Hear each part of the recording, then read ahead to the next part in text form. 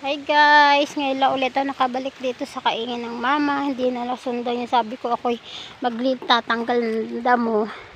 Inabot ng trangkaso. Sama ng paramdam ay namumulaklak na talaga ang kamuti. Kitang kita na po. Kasi ang dami na po ng damo. Sobrang kapal na po ng damo. Isa lang po ang katawan. Hindi pa po okay ang mama. Hindi pa rin nakakabalik. Kaya ngayon po ay uutay-utay naman. Basta po hindi mainit, basta walang masyadong gawa.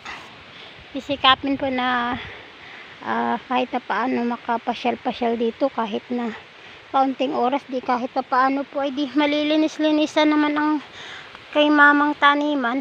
Kakatuwa na yung mga talong, kita na po sila noong nakaraan.